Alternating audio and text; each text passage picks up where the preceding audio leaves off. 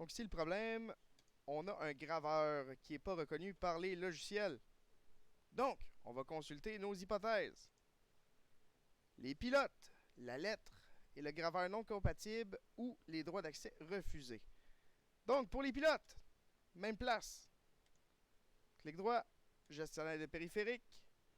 On s'en va dans le graveur. Donc, lecteur CD-DVD. Ici, on a le VMware SATA. Donc, ici, le lecteur est présent. Donc, le périphérique est installé. Les pilotes sont à jour. C'est pas ça le problème.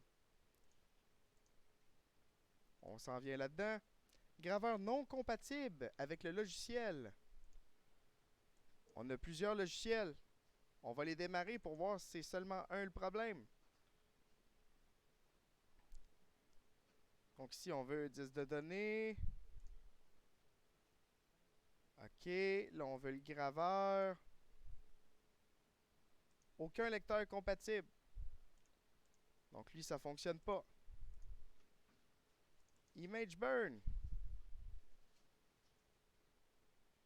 On va être gravé sur un disque. Ici. Oh!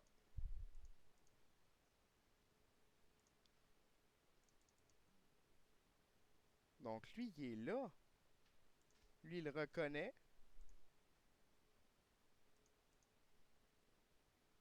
Ah, lui, il le trouve pas.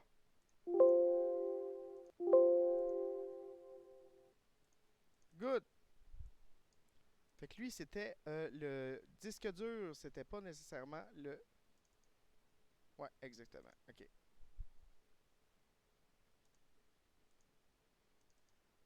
Donc, pour trouver notre graveur, c'était pas ça le problème non plus. On a vérifié les droits d'admin. On a une ressource qu'on peut aller consulter ici. Il y a eu un même problème. Donc, l'administrateur interdit l'accès au CD. Donc, c'est barré. Il ne peut pas y accéder. On aurait peut-être des messages de restriction d'accès dans ce cas-là, ce qui n'est pas le cas. Parce que quand on voit dans notre panneau ici, il est juste pas présent. On ne peut pas y accéder. Donc, c'est pas une question de droit d'admin, mais c'est bon quand même d'élaborer l'hypothèse là-dessus. Fait que si jamais on verrait un droit d'accès qui a été bloqué pour notre lecteur, il faudrait aller dans le regedit dans la base de registre, dans les autorisations.